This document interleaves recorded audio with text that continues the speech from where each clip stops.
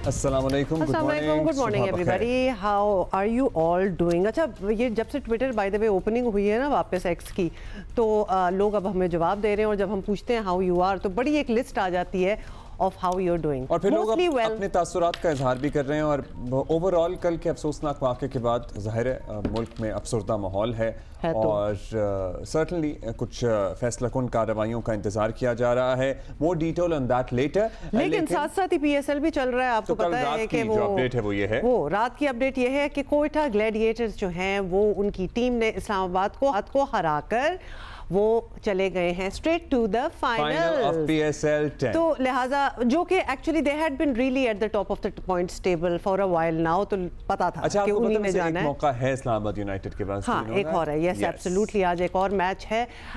लेकिन कल बहुत ही मतलब आज तो कराची और लाहौर का मैच है, तो कल है इस्लामाबाद का।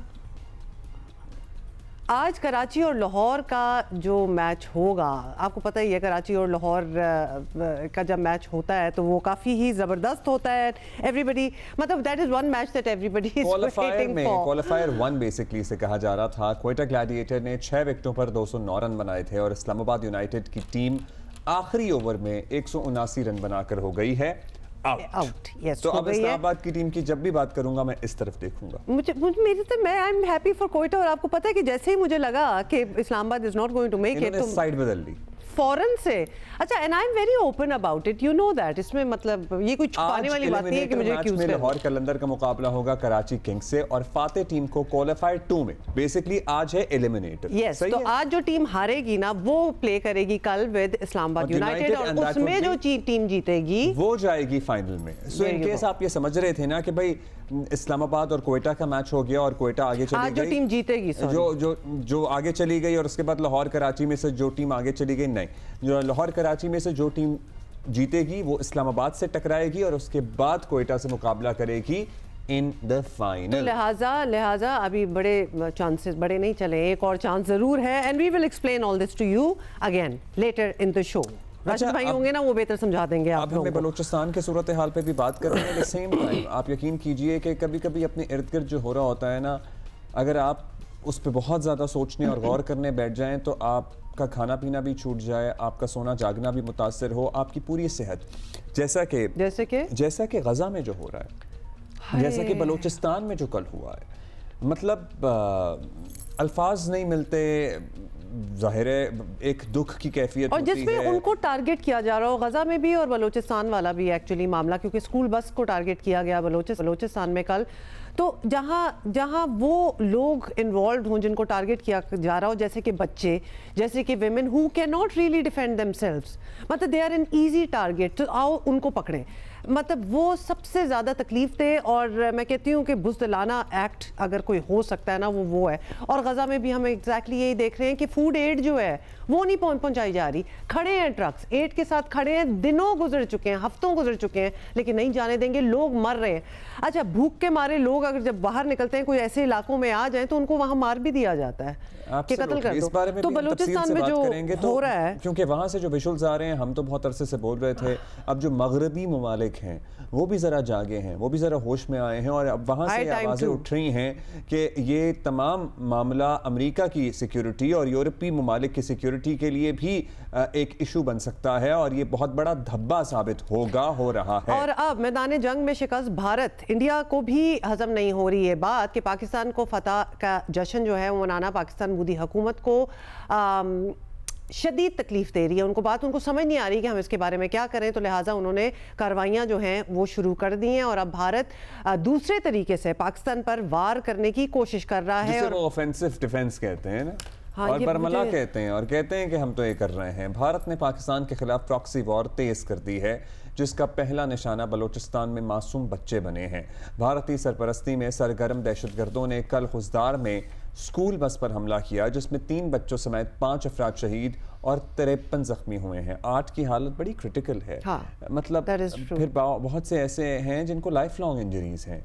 वो नॉर्मल शायद ज़िंदगी नहीं गुजार सकेंगे। ISPR का कहना है कि भारतीय सरपरस्ती में किए गए हमले के मंसूबा साजों, मददगारों और अमल दरामद करने वालों को इंसाफ के कटहरे में लाया जाएगा। DG ISPR lieutenant general Ahmed Sharif Chaudhry ने कल बरतानवी नशरियाती इदारे से इंटरव्यू में कहा कि पाकिस्तान अमन चाहता है लेकिन जंग मुसल्लत की गई है, तो पाकिस्तान ऑब्वियसली फिर हर वक्त तैयार रहेगा। मतलब क्या किया जाए, अगर आप बाज ही नहीं आ रहे तो हम भी फिर उसी हालत जंग में ही रहेंगे। भारत में जिस तरह बातें हो रही हैं कि वो सियासत बेहतर करने की कोशिश है, नथिंग मोर देन दैट। ये सुने। अच्छा, ये दुनिया में तो बात हो ही रही है। हाँ बिल्कुल बिल्कुल। और आपको बता दें कि उधर भारत में भी बड़ी बातें हो रही हैं कि भारत के अपने सियासी रहनुमा भी मोदी हुकूमत को बदनीयती और 2 नंबरी के पोल खोल रहे हैं उनके। और साबिक भारतीय वजीर ख़जाना यशवंत सिन्हा, उन्होंने कहा है कि पहलगाम हमले में पाकिस्तान को क्लीन चिट मिल गई है, उन्होंने दे दी अपनी तरफ से, और साफ कहा कि पहलगाम वाक़े के पीछे मोदी के सियासी मकासद थे और मोदी पहले भी ऐसा करते रहे हैं। और उधर भारतीय दावों के बरक्स सदर ट्रंप ने एक बार फिर अपना मौक़िफ़ जो है वो भी दोहराया है कि उन्होंने पाक भारत जंग बंद जो है वो कराई है। So basically he is repeating it, India is denying again and again. So अब 8वीं दफ़ा हो गया है। सदर ट्रंप ने भी ये कहा कि पाकिस्तान भारत के साथ बड़े मुआहदे, हम दोनों मुल्कों के साथ मुआहदे कर रहे हैं। पाकिस्तान के लोग बड़े अच्छे हैं, इनके रहनुमा अजीम हैं और मोदी मेरा दोस्त है। बहुत सी बातें उन्होंने, हाँ, दोनों तरफ से बहुत सी चीज़ें कहते हैं। Let's hear some. South Africa के प्रेसिडेंट के साथ ये मुलाकात में इनकी गुफ्तगू थी। इनके साथ इसके अलावा क्या हुआ वो एक अलग एपिसोड है, वैसे देखने वाला है। लेकिन if you sit with Trump तो अब वन शुड एक्सपेक्ट एनीथिंग कि कुछ भी हो सकता है। मतलब पीपीटी प्रेजेंटेशन खोल दी सामने, वीडियोस चलाना शुरू कर दिए। वीडियोस चलाना स्टार्ट और रिवर्स अपार्थाइड के कि जिस तरह वाइट्स को वहाँ मारा जा रहा है। खैर anyway we will not get into that क्योंकि बहुत सी बातें हैं और हमारे गेस्ट जो हैं हमारा वेट कर रहे हैं। इंतजार भी कर रहे हैं। बढ़ते हैं अपने गेस्ट की तरफ और राना सनाउल्लाह खान साहब हमारा इंतजार कर रहे हैं, मुशीर हैं वज़ीर आज़म के। मदद साहब भी हमें ज्वाइन करेंगे इन जस्ट अ बिट। लेकिन राना साहब, thank you so much for being with us this morning. Rana साहब, सबसे पहले तो खुजदार के वाक़े की बात हम करना चाहते हैं। बलूचिस्तान में दहशतगर्दी करने वाले अब बच्चों की ज़िंदगियों तक आ गए हैं और सब इशारे यही हैं कि उनके पीछे भारत है। तो अब हुकूमत क्या सोच रही है, क्या करना है इस मामले में? देखें, खुजदार में जो मासूम बच्चों के ऊपर हमला हुआ है, ये इंतहाई जो है वो नाकाबिले यानी बर्दाश्त और इंतहाई मज़म्मत के लायक है।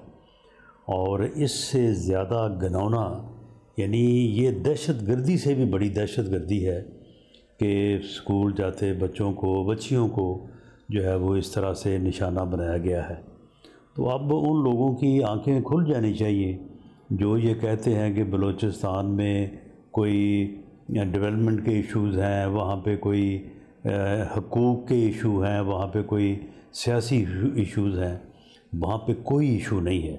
वहाँ पे सिर्फ़ और सिर्फ दहशतगर्द जो हैं वो दहशतगर्दी कर रहे हैं और वो पाकिस्तान दुश्मन कुव्वतों की ईमा के ऊपर, हिंदुस्तान की ईमा के ऊपर जो है वो, मोदी की ईमा के ऊपर जो है वो पाकिस्तान के मासूम बच्चों को जो है वो निशाना बना रहे हैं। वो किसी रायत के मुस्तहिक नहीं है, उनसे कोई गुफ्तगू नहीं हो सकती। और जो लोग इस किस्म की हमदर्दियाँ उनके साथ रखते रहे हैं और गुफ्तगू इस किस्म की करते रहे हैं, मैं समझता हूँ कि ये वाक़या जो है ये APS के वाक़े के बाद एक खुला सबूत है और ये काफ़ी है कि अब इस किस्म की गुफ्तगू जो है वो बंद होनी चाहिए। ये दहशतगर्द जो है ये मुल्क दुश्मन है और इनके साथ वही सलूक होना चाहिए जो किसी भी मुल्क दुश्मन दहशतगर्द के साथ रहा जा सकता है। अच्छा राना साहब, पाकिस्तान और इंडिया के दरमियान तनाज़ात का हल ज़ाहिर है अशद ज़रूरी अब हो चुका है, अब इसमें तो कोई शक नहीं है। फिर आपका एक दावा सामने आया कि पाकिस्तान और भारत के दरमियान कुछ बैक चैनल टाइप बात भी हो रही है। क्या इस बातचीत का मकसद मसला कश्मीर, सिंतास मुआहिदा, दहशतगर्दी वगैरह और सबसे इम्पोर्टेंट पानी, तमाम मामलात पे किसी जामे किसी नतीजा खेज़ डायलॉग की राह हमवार करना है या अभी हम उस प्रोसेस से बहुत दूर हैं? देखें, जब भी कोई गुफ्तगू या कोई राब्ता जो है वो होता है तो उसका बुनियादी मकसद तो अगर पाकिस्तान और हिंदुस्तान के दरमियान है तो वो तो दो ही मसले हैं, कश्मीर का मसला है और उसके बाद फिर दहशतगर्दी है। तो इन दोनों इश्यूज़ के हल के लिए ही कोई भी राब्ता, कोई भी बात जो है वो होती है। अब जिस तरह से साहब डार साहब चीन में जो है वो एक हमसाया मुल्क के वज़ीर ख़ारजा के साथ मिले हैं, तो हमारा जो मौक़िफ़ है कि बलूचिस्तान में होने वाली दहशतगर्दी जो है वो कहाँ से हो रही है, कहाँ से लोग आ रहे हैं, कहाँ सेफ़ हेवन्स हैं जहाँ पे वो बैठ के प्लानिंग करते हैं, फ़ंड उन्हें मिलते हैं और उसके बाद वो बलूचिस्तान में आके दहशतगर्दी करते हैं। तो जब ये मुलाकात हुई है तो फिर ये चीज़ें तो यही है ना जो डिस्कस हुई होंगी, या इन चीज़ों को डिस्कस करने और इन चीज़ों का हल तलाश करने के लिए ही यह जो है ये सारी पेशरफ्त होती है। लेकिन जहाँ तक इस बात का तल्लुक़ है कि हिंदुस्तान जो है वो अपने जो है वो हथकंडों से बाज आ जाएगा और बैठ के पाकिस्तान के साथ अमन का, दोस्ती का और इंसाफ का और कश्मीर की आज़ादी और कश्मीर पे जो उन्होंने करारदादें जो पास करवाई हुई हैं सलामती काउंसिल से, उनके ऊपर आ जाएगा। बहरहाल इसके ऊपर एक क्वेश्चन मार्क है, हमारी कोशिश तो है। ठीक क्वेश्चन मार्क है राना साहब, हथकंडों से उन्होंने क्या बाज आना है। वज़ीर आज़म ने बताया है कि भारत किसी तीसरे मुल्क में बैठने के लिए अभी राज़ी नहीं है। इंडिया का पुराना ये मौक़िफ़ भी यही रहा है कि अगर कभी भी कोई बातचीत हो तो दो फरीकैन के दरमियान ही होगी, कोई तीसरा नहीं होगा। तो क्या किसी तीसरे सहूलतकार, बल्कि सहूलतकार से बेहतर गारंटर की गैर मौजूदगी में पाकिस्तान और भारत अपने मसाइल हल कर भी सकते हैं या फिर इट्स नॉट पॉसिबल? देखें ये इंडिया के मौक़िफ़ वाली बात जो है ना, बस ये इसी तरह से है। जब अब इसने जो है वो 6-7 मई को हमला किया, उसके बाद फिर 10 मई की रात जो है वो इसने जारहियत की पाकिस्तान के ख़िलाफ़, तो उसके बाद जब पाकिस्तान ने उसका मुंह तोड़ जवाब दिया तो फिर क्या है, इसने सीज़ फायर के लिए, जान छुड़ाने के लिए हमारे साथ बात की थी। कहाँ गया था ये, किससे बात की थी? बल्कि एक नहीं 3 मुल्कों से बात की थी कि जी हमारी सीज़ फायर जो है ना वो करवा दें। तो ऐसा नहीं है कि वो कभी उसने ऐसा किया नहीं है। जब उसे ज़रूरत होती है तो वो फिर बाईलैटरल बात पे भी आ जाता है, मल्टी लेटर पे भी चला जाता है। तो लेकिन पाकिस्तान तैयार है, पाकिस्तान अमन के लिए, पाकिस्तान दहशतगर्दी के ख़ात्मे के लिए, पाकिस्तान कश्मीरी मज़लूमों के हकूक़ के हासिल करने के लिए दोनों सरहद तैयार है। किसी तीसरे फरीक की मुदाखलत या उसके ज़रिए से अगर मुज़ाकरात होते हैं उसके लिए भी हम तैयार हैं, और अगर हिंदुस्तान चाहता है कि बराह रास्त इसके ऊपर मुज़ाकरात की जाए तो उसके ऊपर भी हमें कोई एतराज़ नहीं। तो आपने वाज़ेह कर दिया कि पाकिस्तान को दोनों सूरतों में कोई एतराज़ नहीं है। अगर किसी तीसरे फरीक के साथ मिलकर मुज़ाकरात करने हैं उसकी मौजूदगी में तो भी तैयार हैं, और अगर बराह रास्त बात करनी है तो भी हम तैयार हैं। अच्छा राना साहब, हम देख रहे हैं ज़ाहिर है दहशतगर्दी के मामलात हों या भारत वाला इशू, हुकूमती लोग काफ़ी एक्टिव हैं आजकल और काफ़ी मुतहर्रिक नज़र आए हैं गुज़श्ता दिनों में भी, लेकिन हुकूमती मेंबरान के ही एक्चुअली वोटों से बनने वाले कुछ सेनेटर्स हैं जिन्हें आपके कायद मियां नवाज शरीफ और वज़ीर आला पंजाब वगैरह का कोई किरदार नज़र नहीं आता इस सारे सूरत हाल में। ऐसे रिमार्क्स पे कोई डिस्कशन हुआ है पार्टी के अंदर? वज़ीर आज़म ऐसे रिमार्क्स को सीरियसली ले रहे हैं, लेना चाहिए उन्हें?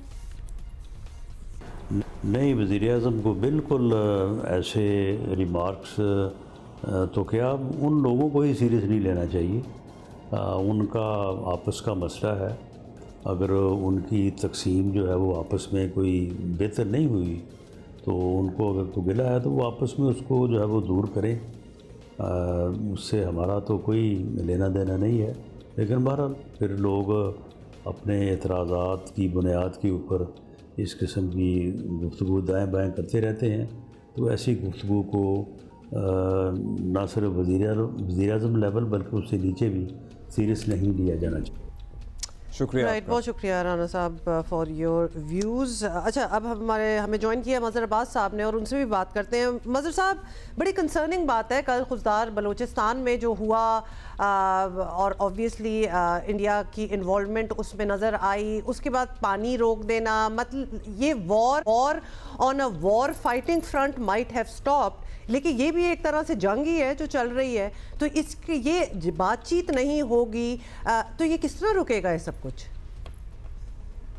शुक्रिया अब्दुल्ला और हुमा। देखिए, इसके लिए बीजेपी की सियासत को समझना होगा और ख़ासतौर पे बीजेपी में ज़ाहिर आप माजी में वाजपेयी साहब जैसे लोग भी रहे जो कि बहुत मॉडरेट थिंकिंग रखते थे और पाकिस्तान से दोस्ती के ख्वाह थे, लेकिन नरेंद्र मोदी जिस स्कूल ऑफ थॉट से बिलोंग करते हैं वो बहुत ही एक्सट्रीमिस्ट है। यानी आप उनके आरएसएस का बैकग्राउंड देख लें, उनकी पूरी सियासत जो इस वक्त रिवॉल्व कर रही है और 2014 ऑनवर्ड्स अगर देख लें, इवन उससे पहले भी माफ कीजिएगा, उससे पहले भी अगर आप देख लें तो वो जो हार्ड लाइन है उसका पूरा वो रिवॉल्व करती है एंटाई पाकिस्तान नैरेटिव पे। अब अगर किसी की सियासत रिवॉल्व ही एंटाई पाकिस्तान उस पर करती हो तो वो तो उसकी तो पूरी कोशिश होगी कि बातचीत ना हो और बात टलती रहे। अगर हो भी तो चले सेक्रेटरी खारजा की सतह पे किसी तरह बात हो जाए, लेकिन मुझे नहीं लगता कि मुस्तकबिल करीब में मैं भारतीय वजीर आजम और पाकिस्तानी वजीर आजम को आमने सामने बैठा देखूं।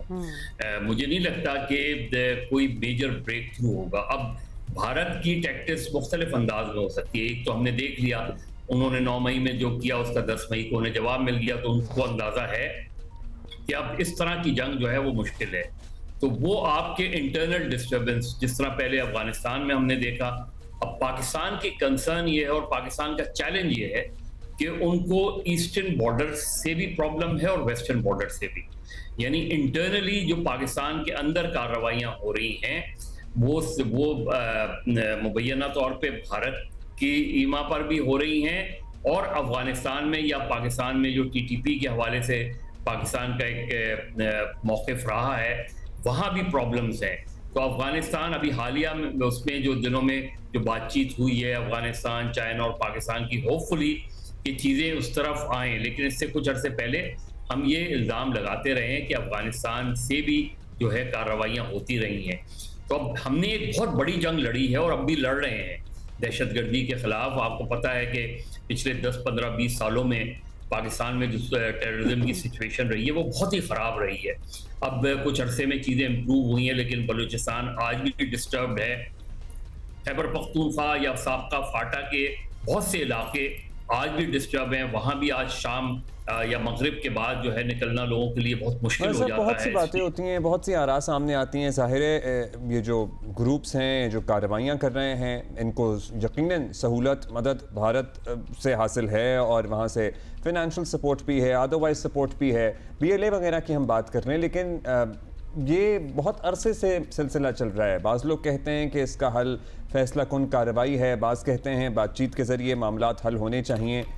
How do you see this getting resolved? मतलब ये अब दहाइयों से चल रहा है सिलसिला। इफ एट ऑल देखिए माजी के मुकाबले में इस मरदा जो आपको एक एज हासिल हुई है और उसे हम किस तरीके से बेहतर करते हैं या इंगेज करते हैं, वो है कि दुनिया को उस पलगाम के वाक़े के बाद से 10 मई तक दुनिया को भारत को दुनिया की वो सपोर्ट हासिल नहीं रही जो हमने माजी में देखी थी। यानी पलगाम पे जो है दुनिया भारत के साथ नहीं खड़ी नजर आती हमें। इवन अमेरिका जो उनका बहुत बड़ा इत्तेहादी है, डोनाल्ड ट्रंप का जो आप काफ़ी अरसे से हम देख रहे हैं इस सिचुएशन में पलगाम के बाद उनका मौक़िफ़ बहुत वाज़ेह है और उन्होंने बिल्कुल पाकिस्तान के बारे में जो उनके अल्फाज हैं और वो चाहते हैं कि ये मसला रिजॉल्व हो और वो ये भी कह रहे हैं कि हम दोनों को ट्रेड करनी चाहिए। सारी चीज़ें जो हैं ये आपके मौक़िफ़ से करीब तर नज़र आती हैं। अब ये आगे क्या अमेरिका इस हद तक आगे जाएगा कि दोनों मुल्कों को बैठा देगा मुज़ाकरात के लिए, बज़ाहिर तो ये ज़रा मुश्किल नज़र आता है। फैसिलिटेट तो कर सकते हैं वो, लेकिन अगर दूसरा फरीक तैयार ही ना हो रहा हो, लेकिन हमें फिर भी जो है वो अमन की तरफ ही जाना चाहिए, मुख्तलिफ ममालिक को इन्वॉल्व करना चाहिए जिस तरह हम कर रहे हैं। और क्योंकि देखिए भारत भी वो इनिशिएटिव ले रहा है, वहाँ भी वो डेलीगेशन भेज रहे हैं। उनके डेलीगेशंस को और हमारे डेलीगेशंस में अब ये है कि हम किस तरह दुनिया को अपना मौक़िफ़ समझाने में कामयाब होते हैं, जो कि बज़ाहिर हमें लग रहा है कि शायद माजी के मुकाबले में ज़्यादा ईजी है। फिर इंटरनली हमको ये बात तय करनी होगी कि पाकिस्तान में इंतहा पसंदी को किस तरह ख़त्म किया जाए। पाकिस्तान में दहशतगर्दी पर किस तरह काबू पाया जाए, और प्रैक्टिकल स्टेप्स लेने पड़ेंगे, सिर्फ अल्फाज और बयानात की हद तक नहीं, बल्कि जो लोग इन्वॉल्व हैं उन्हें गिरफ्तार करके उनको सजाएं दें इस चीज़ में, और लोगों को ज़्यादा से ज़्यादा फैसिलिटेट करें जो पाकिस्तान जो लोगों की सफरिंग्स हैं उसको, ताकि लोग ज़्यादा से ज़्यादा आपके साथ आके खड़े हों। ये मेरा ख्याल है हमें सियासी महाज पर भी, सिफारती महाज पर भी हमने पहलगाम के बाद बहुत ज़्यादा हमें सपोर्ट मिली। आप देखें कि पाकिस्तानी मीडिया और भारतीय मीडिया का मवाज़ना हमने उस पर कैपिटलाइज करना है। आपको लगता है खुशदार वाक़े पे हम दुनिया को ये बता सकेंगे, बाबर करा सकेंगे, मनवा सकेंगे कि ये देख लीजिए इस तरह के वाक़यात भारत की सरपरस्ती में हमारे मुल्क में हो रहे हैं? क्योंकि मदद साहब जाफर एक्सप्रेस के वाक़े में हमने इस तरह फोर्सफुली, तब तक जंग नहीं हुई थी, जंग से पहले की बात है, हमने उस तरह फोर्सफुली नहीं कहा था जिस तरह हम ये खुशदार वाले वाक़े पे कह रहे हैं, बिकॉज फिर दुनिया ये भी इन अ सेंस कह सकती है अगर वो ना अवेयर हो कि ये टिट फॉर टैट हो रहा है, अब यानी जो भी पाकिस्तान में होगा वो इंडिया को करेंगे। We also need to really give them proofs that they can see for themselves. Huma, उसमें ये बहुत ज़रूरी है कि आपके पास, क्योंकि बयानात की हद तक तो आप अपनी लोकल ऑडियंस को तो वो कर सकते हैं, लेकिन जब दुनिया के सामने आप जब तक शवाहिद नहीं रखेंगे, बिल्कुल, चाहे वो जाफर एक्सप्रेस हो, जैसे कुलभूषण था, कुलभूषण यादव का जो वाकया था, वो वहां से लेके जो कल के वाकये तक आप वो सारे सबूत जो ठोस बुनियादों पर, चाहे उसमें ऑडियो हो, वीडियो हो, इवन जो इंडियन मीडिया इन वाकयात को जिस तरह बढ़ा चढ़ाकर पेश करता है, या जिस तरीके से जो इंतहा पसंद ग्रुप्स हैं उनको प्रमोट करता है, वो सारे शवाहिद आपके पास होने चाहिए। तब तो आप दुनिया को, ह्यूमन राइट्स ऑर्गेनाइजेशंस को, इंटरनेशनल जो फोरम्स में, आप अगर सिर्फ आपके स्टेटमेंट्स काफी नहीं होंगे, एविडेंस बहुत जरूरी है। Absolutely. And that goes for, you're right मदद साहब, that goes for both sides। Pahalgam पे भी इशू यही था कि कोई एविडेंस तो दिया नहीं और दुनिया ने उनका नैरेटिव बाय नहीं किया, उन्होंने नैरेटिव बाय नहीं किया। मदद साहब, यूएस का क्या रोल है? अब सीज फायर वो हर मौका कोई जाने नहीं देते, ट्रंप और बताते हैं कि जी मैंने पाकिस्तान इंडिया के बीच में जंगबंदी करा दी। अभी कल भी साउथ अफ्रीकन प्रेसिडेंट को यही बता रहे थे, वो इंडिया मानने को तैयार ही नहीं है। मतलब उन्होंने यूएस को बिल्कुल साइडलाइन किया हुआ है कि हमारी आपस में बात हुई थी, यूएस का कोई लेना देना नहीं है। अब बात अगर आगे बढ़ानी है तो यूएस का खुद का क्या रोल बनता है? मतलब वो भी अब इंतजार करेंगे, फोर्स तो कर नहीं सकते, they can play the part of an arbitrator, maybe a guarantor as well, लेकिन माने इंडिया तो बात है ना कि कोई बात आगे बढ़े। और ट्रंप को इशू नहीं हो रहा, बार बार इंडिया मना कर रहे हैं उनके किरदार को लेके। देखिए, जैसे अभी राना सनाउल्लाह साहब को मैं सुन रहा था, मुझे नहीं पता कि बैकडोर डिप्लोमेसी शुरू हो गई है जिस तरह वो कह रहे थे, तो किस लेवल की बैकडोर डिप्लोमेसी है, चैनल 2 ट्रैक 2 डिप्लोमेसी किस लेवल की है, और उसका थोड़ा सा मेरा ख्याल है इंतजार करना पड़ेगा, क्योंकि वो एक स्लो प्रोसेस होता है और उसमें किस हद तक चीज़ें हैं, अभी बहुत ही इनिशियल स्टेज है। जाहिर है मैं आज भी मेरे जहन में यही सवाल है कि इससे पहले बहुत बड़े बड़े वाकयात भारत में हुए, लेकिन भारत ने पाकिस्तान पर हमला नहीं किया। तो पहलगाम के वाकये के बाद ऐसी क्या चीज थी कि जिसकी बुनियाद पे इतनी एक्सट्रीम पे इंडिया चला गया कि उसने अटैक कर दिया, और फिर उसको जो जवाब मिला उसको, क्योंकि या तो एक फ्रस्ट्रेशन थी कि पहलगाम के वाकये में उनको वो इंटरनेशनल सपोर्ट नहीं मिल सकी, ना उनके पास वो शवाहिद हैं। वहां तो कांग्रेस उन पर क्वेश्चन कर रही है, वहां की अपोजिशन उस पर क्वेश्चन कर रही है कि भाई पहलगाम के वाकये के शवाहिद तो लेकर आए आप सामने, हमारे सामने तो बताएं, शवाहिद दुनिया को तो छोड़ें। तो ये जो चीज है, ये मेरा ख्याल है नरेंद्र मोदी के लिए मैटर ऑफ कंसर्न है। इसीलिए जब वो इस वक्त एंगेज करना वो थोड़ा सा अवॉइड कर रहे हैं। तो मुझे नहीं पता कि ट्रैक 2 जिस तरह राना सनाउल्लाह कह रहे थे, अगर ट्रैक 2 शुरू हो गया है तो ये एक अच्छा पॉजिटिव साइन है। पॉजिटिव साइन तो है, लेकिन किस लेवल का है, कौन इन्वॉल्व है, बहुत शुक्रिया आपका मज़े साहब। Yes, we need to have more information on that to decide कि ये ज़बरदस्त चीज़ हो रही है कि नहीं। अच्छा जी, कुछ और भी बातें हैं जो करेंगे आपसे, लेकिन अभी एक ब्रेक लेनी है और वापस आ रहे हैं थोड़ी देर में। Stay with us, good morning.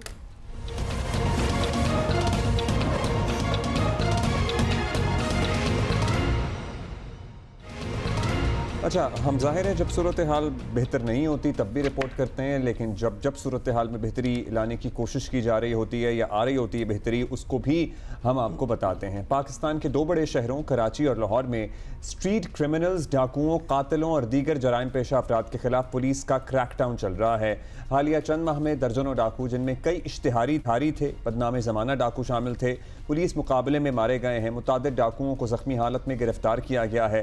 कल लाहौर के इलाके रायविंड और बाटापुर में पुलिस मुकाबले के दौरान 2 डाकू मारे गए हैं। दोनों डाकू चोरी डकैती की दर्जनों वारदातों में मुलव्वस थे। इसी तरह कल कराची में सोहराब गोट के इलाके में इंडस प्लाजा ग्राउंड के करीब पुलिस मुकाबले में एक डाकू मारा गया। इससे पहले भी कार्रवाइयां हुई हैं। इससे पहले कुरंगी, शादमान और दीगर इलाकों में पुलिस मुकाबलों में डाकुओं को हलाक किया गया है और मारे जाने वाले अक्सर डाकू जो है वो ना सिर्फ मुजरिमाना रिकॉर्ड रखते थे बल्कि अदालती निज़ाम की कमज़ोरियों से फ़ायदा उठाते हुए बार बार रिहा भी हो चुके थे। और इसके बारे में हम कितनी बार बात भी कर चुके हैं कि जो पकड़ा जाता है वो अंदर जाता है, वो और ज़्यादा हार्ड एंड होके नेटवर्किंग अपनी पूरी करके निकल भी आता है आराम से। दूसरी तरफ का भी हो रहा है। कई वाक़यात में मुल्ज़िमान के खिलाफ क्रैकडाउन में खुद पुलिस को भी नुकसान उठाना पड़ रहा है। मंगल को ही सुरजानी टाउन कराची में मुल्ज़िमान की फायरिंग से एक पुलिस एहलकार मोहम्मद फारूक इनका नाम है, ये शहीद हो गए। और ये सूरत हाल भी अपनी जगह है कि पुलिस एहलकार शहीद हुए, इसके अलावा कुछ ज़ख्मी की भी इत्तलात आ रही हैं। और ओवरऑल क्या क्राइम रेशो कम हो रहा है, स्ट्रीट क्राइम में कमी दिखाई दे रही है? ये एक अहम सवाल है जो हम पूछेंगे। काशिफ मुश्ताक भी हमारे साथ कराची से, और लाहौर से हमारे साथ मौजूद हैं अहमद फराज। पहले हम कराची चलते हैं। कराची की क्या सूरत हाल है काशिफ? जो हालिया हमने पुलिस मुबैना पुलिस पहले तो उसकी काशिफ अपडेट दे दें और फिर हम ये भी आपसे इवेंचुअली पूछना चाहते हैं कि क्या उसका असर स्ट्रीट क्राइम्स पे भी होता है कि उसमें भी ज़रा कमी आए? हुमा अब्दुल्ला, आप लोगों ने कहा कि वाज़ेह तौर पर कमी आई है या नहीं, तो इस हवाले से कमी नहीं आई है लेकिन बेहतरी ज़रूर आई है। कराची के मुख्तलिफ इलाकों में पुलिस जो है वो अब उनकी एक स्ट्रेटजी नज़र आ रही है। जो वारदातें हम कंपेयर करते थे पिछले माह से या फिर पिछले ईयर से, तो उस हवाले से कुछ हद तक कमी आई है। आपको बताएं कि रवां माह के अंदर 120 मुकदमात जो है वो दर्ज किए गए और मुतादिद मुल्ज़िमान को पकड़ा गया है, जबकि मुकाबलों की तादाद भी इसी तरह ज़्यादा है। 2 रोज़ कबल पीर के रोज़ जो है वो कुरंगी के इलाके अवामी कॉलोनी में इसी तरह की एक वारदात हुई जिसमें एक शहरी जिसका नाम फैसल है उसे कत्ल किया गया डकैती मुजामत पर। तो इस दौरान जो मुल्ज़िमान हैं उनको पकड़ने के लिए पुलिस की एक खसूसी टीम तश्कील दी गई, तो उन्हें भी जो है वो पकड़ा जा रहा है। जबकि सुराबकोट का जो आपने जिक्र किया, वहाँ भी इसी तरह जो है वो स्ट्रीट क्राइम के खिलाफ पुलिस की जानिब से जब क्रैकडाउन किया गया तो मुल्ज़िमान की जानिब से फायरिंग की गई और मुकाबले में एक मुल्ज़िम जो है वो हलाक हुआ। मुबैना मुकाबले पुलिस की जानिब से इस तरह जारी हैं और आपको बताएं कि पुलिस की जानिब से ये दावा किया जा रहा है कि स्ट्रीट क्राइम में वाज़ेह तौर पर कमी आ रही है, लेकिन कुछ हद तक कंट्रोल हमें जो है वो नज़र आ रहा है। इस साल अब तक जो है वो 46 अफराद मुख्तलिफ वारदातों के अंदर जांबाक हो चुके हैं। हम जब आला अफसरान से बात करते हैं तो उनकी जानिब से बताया जाता है कि एक नई हिकमत अमली, नई स्ट्रेटजी बनाई गई है और उसके तहत जो है वो शहर के मुख्तलिफ इलाकों में न सिर्फ पुलिस डिप्लॉयड की गई है बल्कि गश्त को भी बढ़ाया गया है। और जब कोई वारदात होती है तो उसके बाद एक खसूसी टीम जो है वो तश्कील दी जाती है ताकि उस वारदात को फौरी तौर पर ट्रेस किया जाए। IG सिंध की जानिब से भी ये हुक्म दिया गया कि जैसे ही वारदात होती थी उसके बाद मुतलका SHO को हटा दिया जाता था, तो उस हवाले से भी जो है वो एक स्ट्रेटजी बना दी गई है कि उस SHO को अब नहीं हटाया जाएगा और उस हवाले से उसी से उस मामले की जो है वो तफ्तीश भी कराई जाएगी। तो ये स्ट्रेटजी एक बनाई गई है, इस पर अमल दरामद किया जा रहा है। रवां माह के अंदर भी जो है वो ख़ास बड़ी ऐसी वारदात रिपोर्ट नहीं हुई है, लेकिन साथ साथ पुलिस की जानिब से मुकदमात भी दर्ज किए जा रहे हैं और मुल्ज़िमान को भी पकड़ा जा रहा है। सो सर्टनली बेहतरी नज़र आ रही है। अहमद फराज, आप बताइएगा लाहौर में क्या सूरत हाल है? वहाँ भी मुबैना पुलिस मुकाबले हुए हैं, ओवरऑल स्ट्रीट क्राइम में बेहतरी है? देखें अपना अब्दुल्ला, बात यह है कि ये जो पुलिस मुकाबले हैं, पुलिस मुकाबलों से ये मतलब नहीं लेना चाहिए कि इससे क्राइम रुक जाएगा। इससे जो है वो गन क्राइम में इजाफा हो जाता है। अब गन क्राइम क्या होता है? गन क्राइम यानी कि जब जिसे हम डकैती मुजामत कहते हैं ना, जब ये पुलिस मुकाबलों की लहर चलती है ना, जिस तरह अब हालिया दिनों में ये पुलिस मुकाबलों की लहर चल रही है, तो इस लहर के बाद नुकसान ये होता है कि गन क्राइम में इजाफा हो जाता है। और गन क्राइम क्या है कि जब डाकू डकैती करता है तो डकैती के दौरान वो फिर फायर करता है, और जब फायर करता है तो शहरी जाँ बहक हो जाता है। वो फायर क्यों करता है? वो फायर इसीलिए करता है कि अगर मैं पकड़ा जाऊंगा पुलिस मुकाबले में मुझे मार दिया जाएगा। अब वो इससे बचने के लिए वो डकैती मुकाबले में फायरिंग करता है और शहरी जाँ बहक हो जाते हैं। अब दूसरा सवाल अब आपका ये आ गया, कैसे क्राइम कम होता है? देखिए बात यह है कि गश्त और नाके जो होते हैं इनसे क्राइम कम नहीं होता। क्राइम कम करना होता है इन्वेस्टिगेशन ने, CIA ने, ये दूसरी जो इदारे होते हैं इन्होंने ये जब मुल्जिम को पकड़ते हैं, जब उनसे रिकवरी करते हैं, उनसे तफ्तीश करते हैं, उनको जेलों में भेजते हैं, फिर क्राइम कम होता है। यानी कि अगर लाहौर में कोई ऐसा गैंग सरगर्म है जो रात के वक्त या शाम 6 बजे के बाद अगर डकैती की वारदात में इजाफा होता है, अगर उसको नहीं पकड़ा जाएगा, ये गश्त और नाकों ने तो नहीं उसको पकड़ना, गश्त और नाकों को देख कर तो वो निकल जाते हैं। ये तो पकड़ना है इन्वेस्टिगेशन पुलिस ने। इन्वेस्टिगेशन पुलिस जो है उनकी कारकर्दगी कुछ बेहतर है। पिछले अगर देखा जाए तो पिछले 2-3 सालों में जो पेंडिंग केसेस थे जिनमें तकरीबन कोई 5 लाख केसेस ऐसे थे जिनके चलान जमा नहीं कराए गए थे, वो चलान जमा करवाए गए हैं। CCP लाहौर है बिलाल सिद्दीक कमियाना, उनकी क़यादत में ये वर्क हुआ है और उस वर्क से कुछ बेहतरी आई है, जिसमें 4.5 लाख केसेस ऐसे हैं जिनकी तफ्तीश की गई है। कुछ अपीलें थी 10,500 के करीब, वो अपीलों को उन्होंने निपटाया है, यानी कि बेहतरी इस किस्म की है। लेकिन ऑपरेशन पुलिस में अभी भी काफ़ी हद तक बेहतरी उनको करने की ज़रूरत है। जब तक ऑपरेशन पुलिस क्राइम पर काबू नहीं पाएगी, जो SHOs हैं, जो पुलिस है, ये थानों से बाहर नहीं होगी, लोगों को इंसाफ नहीं मिलेगा, तब तक क्राइम पर काबू नहीं पाया जा सकता। और पिछले अगर 4 माह का हम स्कोर देखें तो लाहौर में तकरीबन कोई 36,900 वारदातें हुई हैं, और कार चोरी छीनने की जो वारदात होती हैं, मोटरसाइकिल की जो वारदातें हैं, वो 5,336 है। इसी तरह अगवा बरे तवान की 4 वारदातें हैं। और इनमें कितने लोग पकड़े गए? इनमें जी जो इन्वेस्टिगेशन पुलिस ने जो गैंग पकड़े हैं तकरीबन कोई 200 से 250 गैंग उन्होंने पकड़े हैं। यानी कि देखिए मेरा सवाल वही है कि ऑपरेशन पुलिस की अब तक कोई बेहतरी उनकी कारकर्दगी सामने है। जिस तरह वज़ीर पंजाब को बताया जाता है कि जी कारकर्दगी बहुत बेहतर है, लेकिन ऑपरेशन पुलिस में काफ़ी अभी हमारा अहमद फराज बिल्कुल आपसे भी और काशिफ आपसे भी यही सवाल होगा कि अगर इतनी मूवमेंट एक्टिविटी हो रही है और कुछ सक्सेसेस भी चलें बीच में हो रहे हैं, काशिफ मैं आपसे पूछ रही हूँ, तो एक होती है खौफ ही आ जाता है, कोई डिटरेंस ही होती है कि जो स्ट्रीट क्राइम्स होते हैं, क्रिमिनल्स होते हैं, थोड़े से तो खौफ ज़्यादा हो जाते होंगे, अपनी कार्रवाइयाँ ज़रा रोक देते होंगे, तो उस तरह ट्रिकल डाउन इफेक्ट आप कह लें या कुछ तो आना तो चाहिए, at least that's what we think. उनको भी तो पता ही होगा ना कि पुलिस ज़रा ज़्यादा मुतहर्रिक हुई है। काशिफ, बिल्कुल काशिफ से कुछ डिफरेंट है। बिल्कुल हुमा, कराची की डायनामिक्स कुछ डिफरेंट हैं और इसमें इसी तरह होता है। जब पुलिस का गश्त बढ़ाया जाता है या फिर जगह जगह पुलिस के नाके लगाए जाते हैं, तो उसमें ना सिर्फ स्ट्रीट क्राइम की वारदातों में कमी आती है, बल्कि जो चोरी शुदा मोटरसाइकिलें होती हैं उनकी पकड़ दकड़ में भी अच्छी खासी जो है वो चीज़ें सामने आ जाती हैं। तो पुलिस की जानिब से इस वक्त स्ट्रेटजी कुछ इसी तरह रखी गई है। जब भी हमने देखा है कि शहर के अंदर चाहे नाके लगाए जाएँ या पुलिस की जगह जगह गश्त बढ़ाई जाए, तो उस हवाले से स्ट्रीट क्राइम की वारदातों में वक्ती तौर पर कमी आती है। बिल्कुल ये बात काफ़ी हद तक ठीक है कि इन्वेस्टिगेशन को मज़ीद बेहतर किया जाए और इस हवाले से भी जो केसेस हैं वो हल किए जाएं। लेकिन चूँकि जब तक कराची की डायनामिक्स के हवाले से, कराची में चूँकि ऐसे इलाके भी हैं कि मुलजमान ये वारदातें करते हैं और तंग गलियों के अंदर फ़रार हो जाते हैं, तो उन गलियों के अंदर जब तक पुलिस की गश्त को नहीं बढ़ाया जाएगा तब तक जो है वो ये वारदातें जो है वो कम नहीं होंगी। तो इस हवाले से अब जो स्ट्रेटजी है वो इसी तरह की रखी गई है। ना सिर्फ पुलिस की मोबाइलें मेन रोड्स पर रखी गई हैं, बल्कि जो मुख्तलिफ फोर्सेस बनाई जाती हैं, हमने माजी में भी इस तरह की 14 फोर्सेस का जिक्र किया कि शाहीन फोर्स हो या फिर दीगर जो मोटरसाइकिल फोर्स पुलिस की जानिब से बनाई जाती है, उन फोर्सेस को दोबारा से एक्टिव किया जा रहा है और मुख्तलिफ गलियों के अंदर गश्त को बढ़ाया जा रहा है। चलिए, it is kind of working out in Karachi. Ahmed, मुख्तसरन आप ये बता दीजिएगा, आपने कहा कि इतनी वारदातें हो गई हैं, इनमें रिकवरियाँ और गाड़ी वगैरह मोटरसाइकिल, इनमें रिकवरियाँ कितनी होती हैं? क्योंकि सेफ सिटी है, पकड़े जाना हम एज्यूम कर रहे हैं कि लाहौर में और गिरदोनवा में, पर्टिकुलरली लाहौर शहर में, मुलजिमान तक पहुंचना निस्बतन आसान है, because almost all the city is covered with CCTV cameras. देखिए सीसीटीवी कैमरों से मुलजिम जो है ना वो नहीं पकड़े जाते। सीसीटीवी जो है मुलजिमान का जो मॉडस ऑपरेंडी है ना उससे पता चल जाता है कि ये कहाँ से है, कहाँ गया। अब कई केसेस ऐसे हैं अब जो रात को वारदातें होती हैं उसमें तो सीसीटीवी ऐसी कोई मदद नहीं कर सकते। सीसीटीवी कैमरों से मदद ज़रूर होती है लेकिन इस हद तक नहीं होती कि हर वारदात में मुलजिम को ट्रेस कर लिया जाए। मेन रोड पर, मेन शहरों पर तो सीसीटीवी कैमरे लगे हुए हैं, सेफ सिटीज़ के कैमरे लगे होते हैं, लेकिन गलियों में, बाज़ारों में कुछ दुकानदारों ने अपने निजी कैमरे लगाए होते हैं। तो उस 30% तक इन तक जो है रसाई जो होती है वो सीसीटीवी कैमरों से, या फिर जो जदीद टेक्नोलॉजी जिसे कहा जाता है, जिस तरह मोबाइल स्नैचर जो हैं उनको गिरफ्तार करने के लिए, या अगर वो सिम इस्तेमाल करते हैं या मोबाइल यूज़ करते हैं तो CDRs के ज़रिए उनको गिरफ्तार कर लिया जाता है।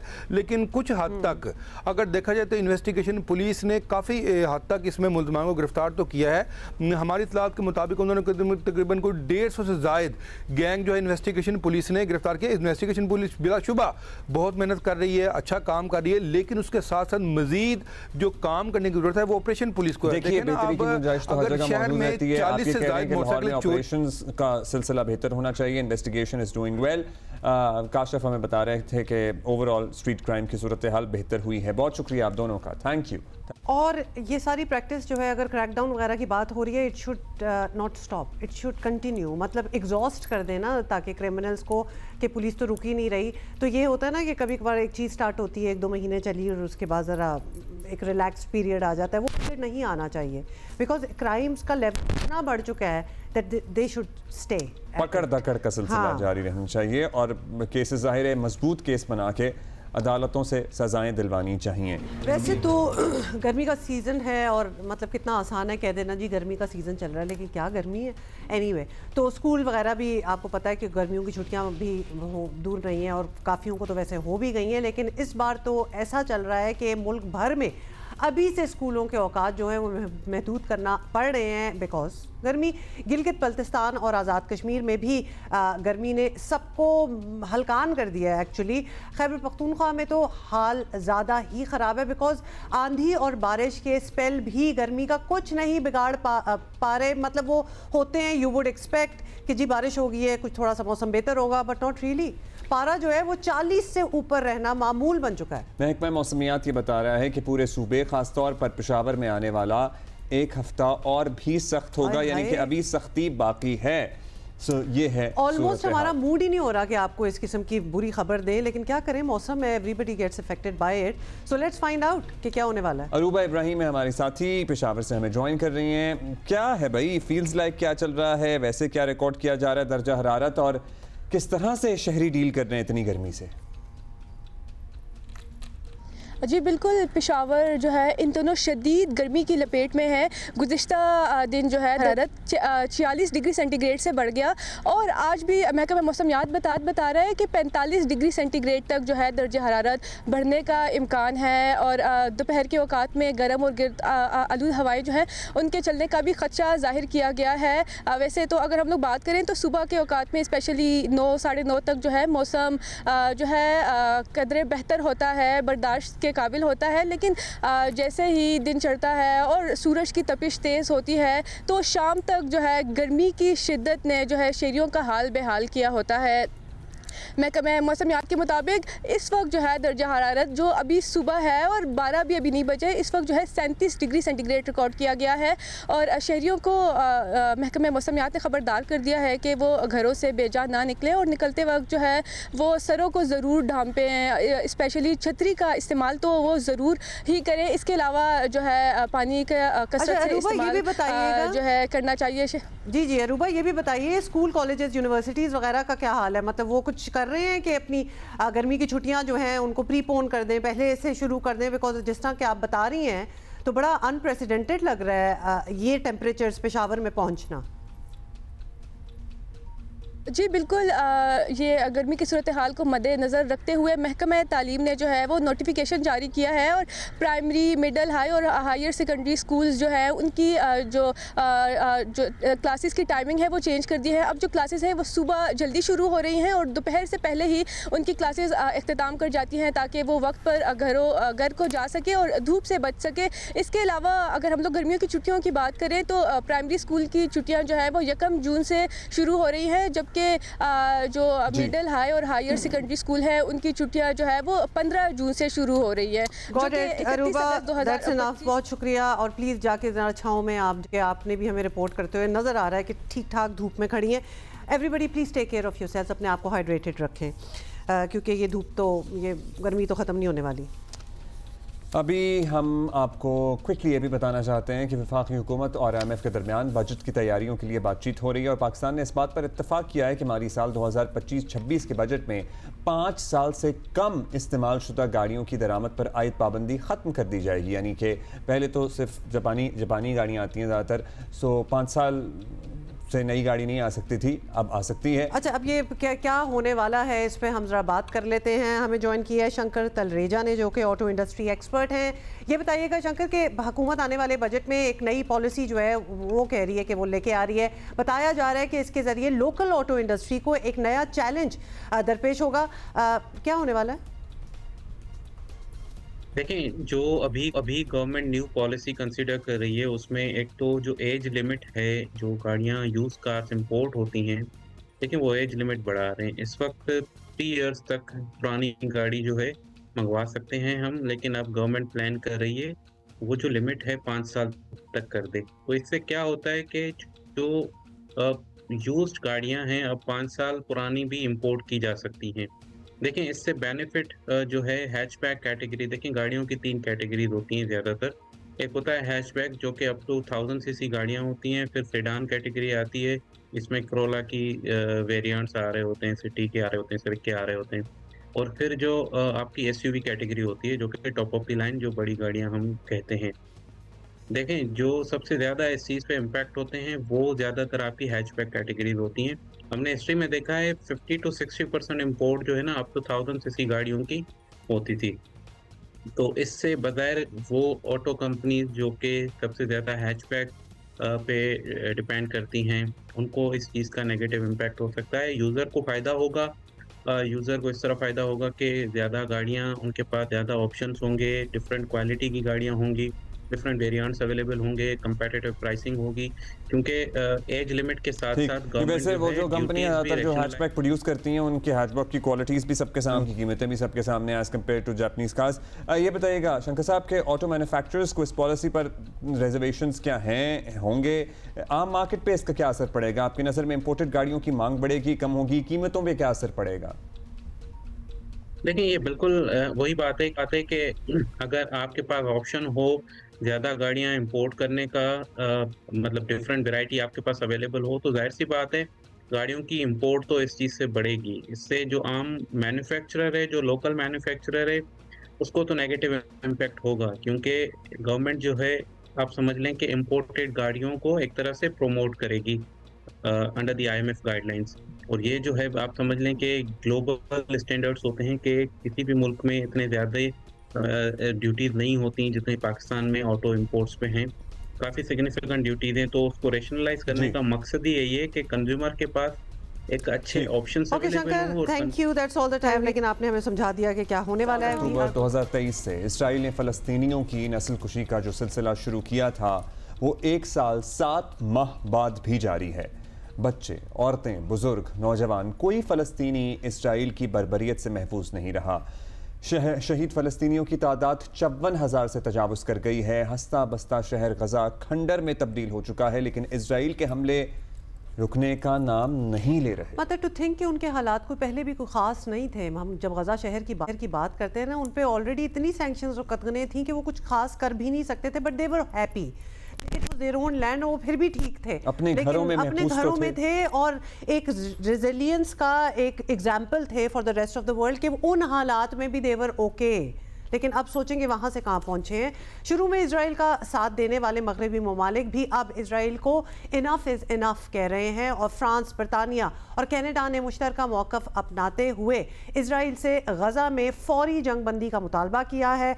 और तो और वॉशिंगटन पोस्ट के मुताबिक ट्रंप के करीबी साथियों ने इजरायली हुकाम को वाज़ेह पैगाम दिया है कि अगर जंग बंद ना की गई तो अमरीका अपनी हिमायत वापस ले लेगा। ये बहुत बड़ी बात होगी। सबके बावजूद ये सवाल है कि कि इजराइल किसी की सुनने को तैयार नहीं है।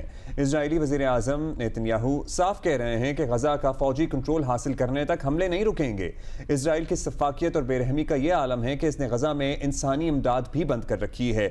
बीच में एक बयान आया है कि जी 100 ट्रक हमने गुजरने दिए हैं, लेकिन अक़वाम मुत्तहिदा ने उस पर भी कह दिया है कि किसी तक इमदाद नहीं पहुंची है जहां तक पहुंचनी चाहिए चीज होती है एग्जैक्टली, और इमदाद पहुंचना इज अनदर थिंग। तो ये आई वॉश भी हो सकता है। अब कहत की सूरत हाल है। गुज़श्ता 24 घंटों में गजा में भूख की वजह से 26 फलस्तीनी जान से चले गए हैं, शहीद हुए हैं, जिनमें बच्चे ऑब्वियसली सबसे पहला शिकार तो बच्चे होते हैं, जबकि इजरायली कार्रवाइयों में 93 फलस्तीनी मजीद शहीद हुए हैं। इजराइल महज फलस्तीनियों की नस्ल कुशी नहीं कर रहा, बल्कि मुस्लिम दुश्मनी के एजेंडे पर भी अमल कर रहा है। अब दुनिया इसे क्लिनजिंग कह रही है, एथनिक क्लिनजिंग कह रही है, दुनिया इसे अपार्थाइड कह रही है, दुनिया अब इस पर बोलना शुरू हो गई है। वो मगरबी ममालिक जो इनकी सपोर्ट में पेश थे, अब वहाँ से आवाज़ें उठ रही हैं, वहाँ से बताया जा रहा है कि अब सैंक्शंस लगाएंगे, हम कार्रवाइयाँ करेंगे।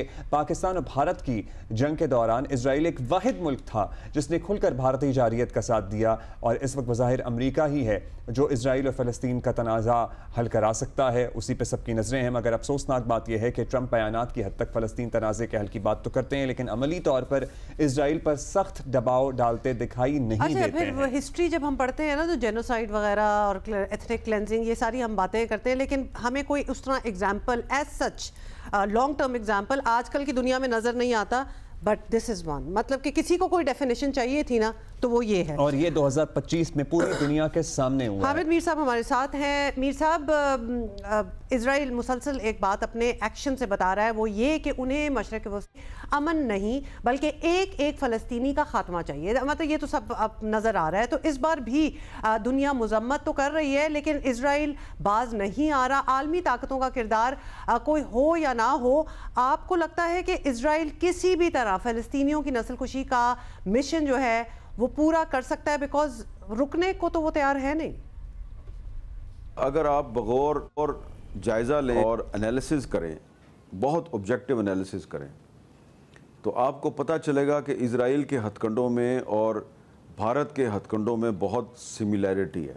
2021 और 2022 में इजराइल जो है उसने फ़लस्तीनियों का पानी बंद करने की कोशिश शुरू की, और जो उनके पानी के ज़खायर थे उसमें जहर मिलाना शुरू कर दिया, और जहाँ जहाँ पर वो खेती बाड़ी करते थे, जहाँ जहाँ पे वो फसलें काश्त करते थे, वहाँ पर उन्होंने कंटेमिनेटेड वाटर यानी कि जो गंदा पानी है, जहरीला पानी है, वो छोड़ना शुरू कर दिया। और जब उन्होंने मुसलसल जो गज़ा की वाटर सप्लाई लाइंस हैं उनको अटैक किया, उनको तबाह किया, जब उनके पानी के कुओं में जहर मिलाना शुरू किया, और फ़लस्तीनियों को ये यकीन हो गया कि हमें कत्ल करना चाहता है, बल्कि हमारे पानी के ज़खायर में जहर मिला के हमें सफ़े हस्ती से मिटाना चाहता है, हमारी नस्ल कुशी करना चाहता है। तो फिर उन्होंने उस इलाके पर हमला किया जो दरअसल फ़लस्तीन का हिस्सा है, लेकिन उस पर काफ़ी साल पहले इजराइल ने कब्ज़ा कर लिया था। तो उन्होंने अपने ही इलाके पे एक हमला किया जिसे कि कुछ दुनिया के ममालिक अभी भी दहशत गर्दी कहते हैं। तो जो मैं आपको अर्ज़ करना चाह रहा हूँ वो ये करना चाह रहा हूँ कि जो इजराइल के सारे हथकंडे हैं वो वही हथकंडे हैं जो अब भारत जो है वो पाकिस्तान के ख़िलाफ़ और कश्मीरियों के ख़िलाफ़ इस्तेमाल कर रहा है। जो दो बड़ी जंगें हैं अरबों की और इसराइल की, दो बड़ी जंगें हैं, एक 1967 की अरब इसराइल वॉर है और दूसरी 1973 की अरब इसराइल वॉर है। दोनों जंगों की वजूहात के पीछे जाएं, आपको दोनों जंगों की वजूहात के पीछे जाएं तो आपको क्या नज़र आएगा?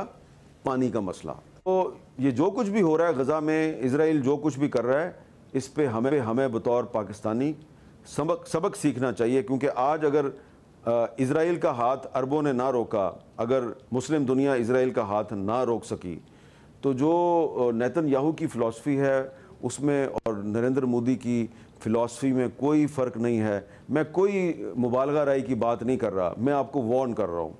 मैं आपको वार्न कर रहा हूँ कि जो कुछ इजराइल गज़ा में कर रहा है वही कुछ इंडिया, पाकिस्तान और कश्मीरियों के साथ करना चाह रहा है। इसलिए आप बहुत ज़ोर से आवाज़ बुलंद करें फ़लस्तीनियों के हक़ में, ताकि कल दुनिया जो है वो आपके हक में भी आवाज़ बुलंद करें। सेम ही डिज़ाइन है, इंस्पिरेशन वहीं से ली जा रही है। मीर साहब, हमने देखा कि ट्रंप ने अपने दौरा मशरिक़ वस्ता में सऊदी अरब, कतर, अमारात वगैरह से बात करने की कोशिश की कि वो इसराइल के साथ ताल्लुकात नॉर्मलाइज करें, लेकिन जो हालात हैं अभी फौरी तौर पर तो ज़ाहिर है इसका कोई मुस्बत जवाब नहीं मिला, ना मिल सकता था। क्या उम्मीद रखें इस्लामी दुनिया के ये बड़े ममालिक इस बार वाज़े मौक़िफ़ अपनाएंगे या अपना चुके हैं कि इसराइल को फ़िलहाल कोई स्पेस नहीं मिल सकती जब तक वो ये सब कुछ ना रोके जो कर रहा है?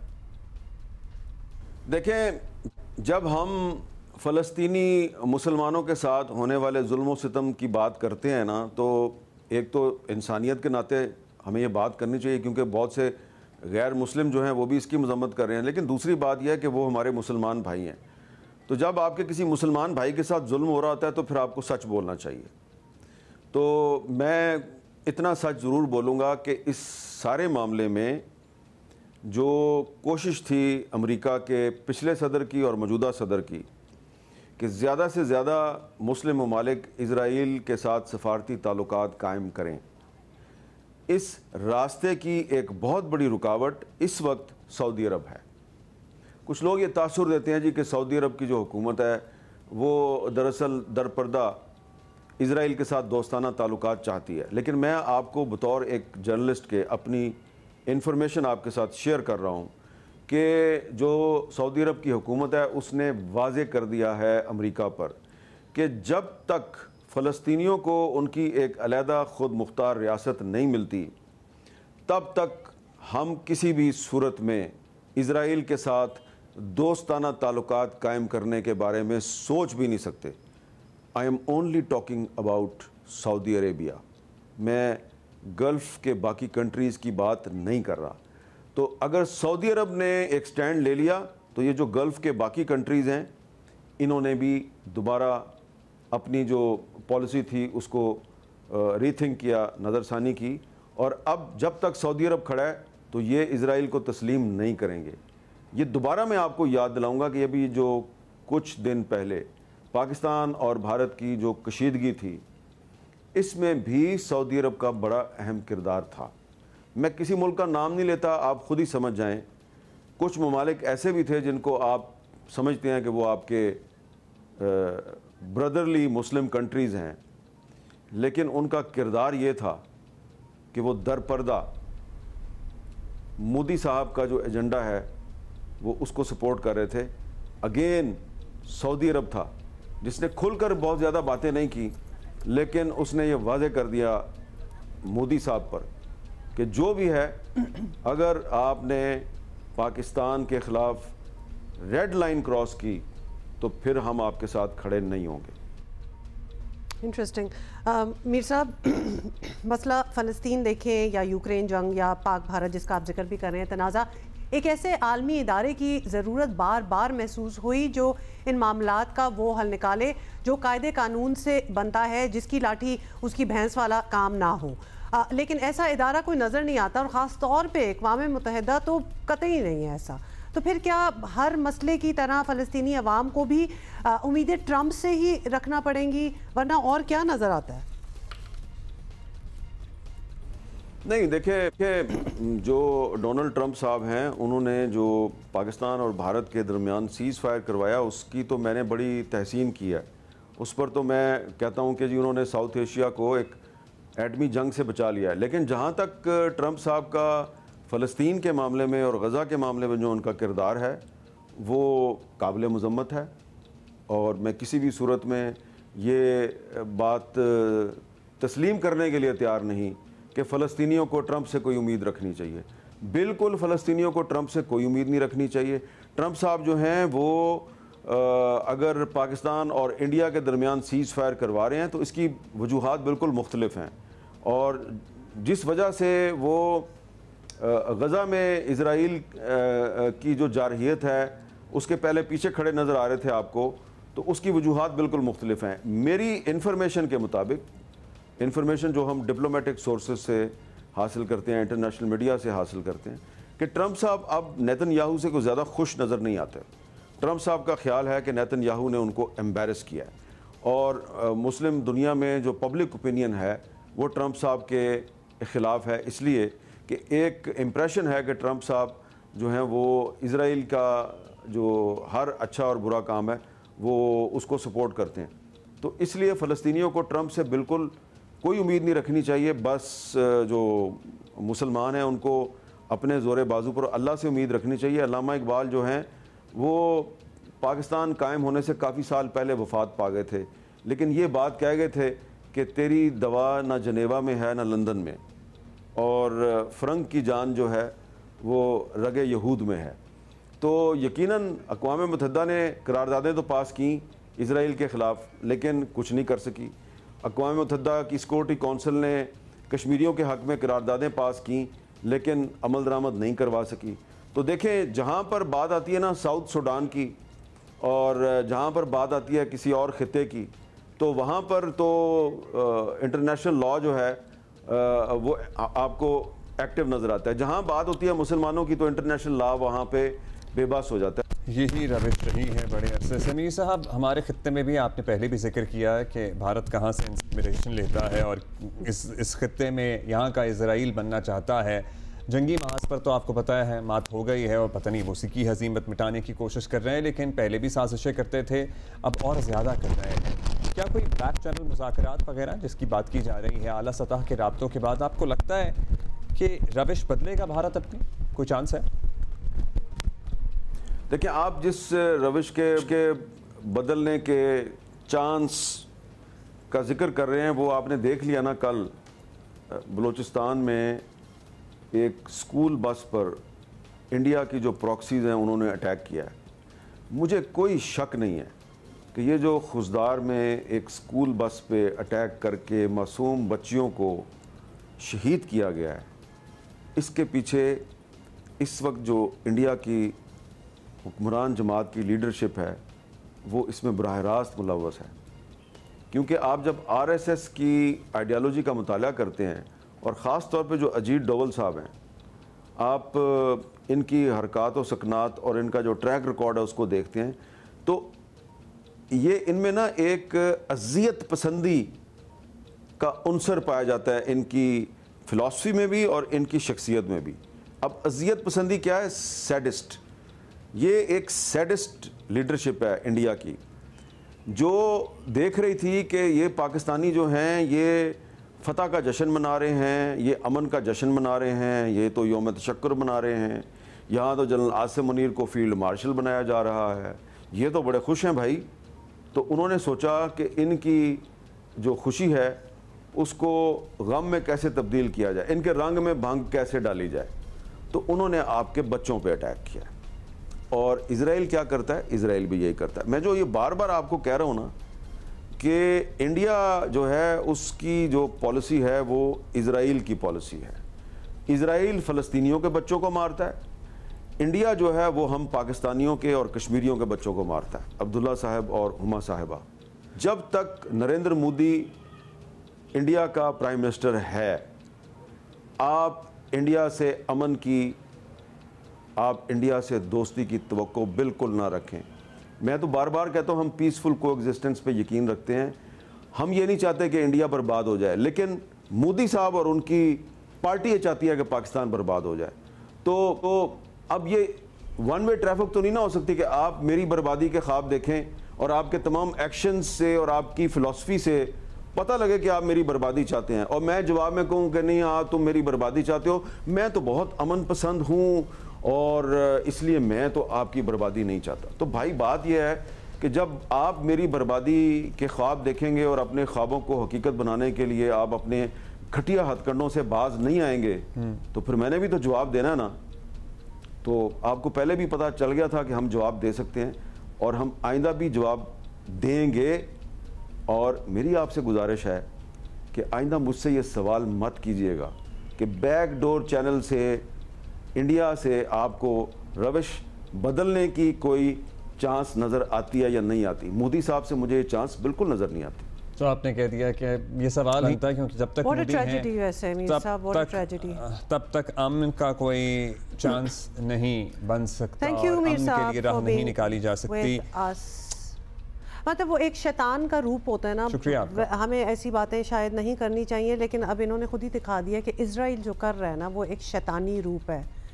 आप मतलब तड़प रहे हैं वहाँ, लोग ख़त्म हो गए हैं, फैमिलीज टूट चुकी हैं। There is not one family that has not lost you know members of their family. और अभी आगे का भी नहीं पता, अभी जो बच्चे कुछ हैं वो भी शायद मर जाएंगे।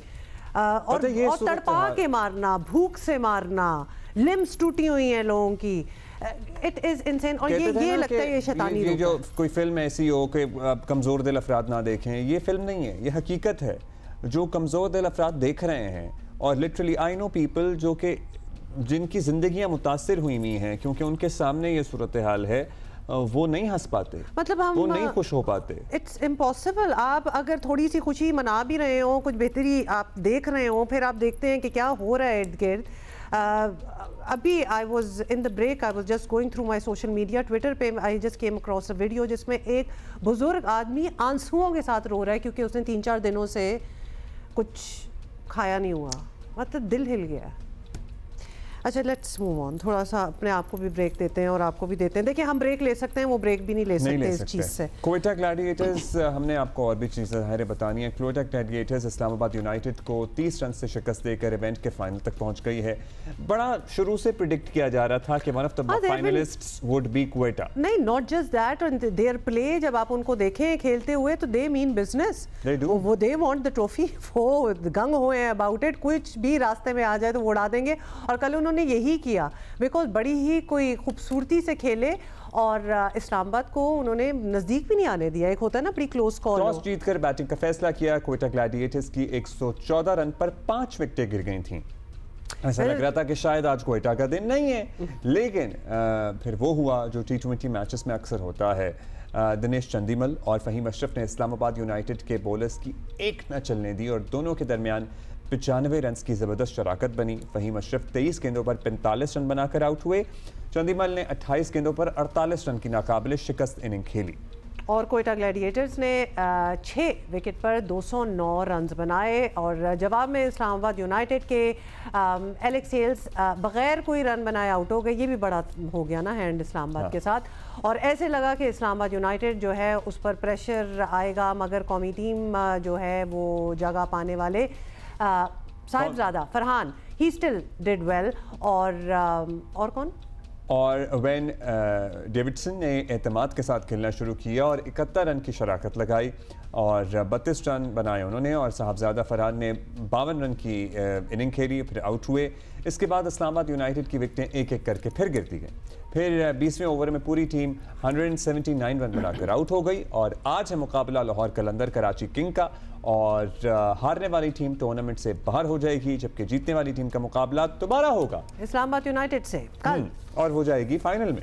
राशिद भाई हमारे साथ हैं, राशिद भाई से बात करते हैं। राशिद भाई, और कौन है? अच्छा, राशिद भाई से पहले बात स्टार्ट करते हैं ना। और साथ परहैप्स भट्टी साहब ने ज्वाइन किया और याहिया हुसैनी ने हमें ज्वाइन किया।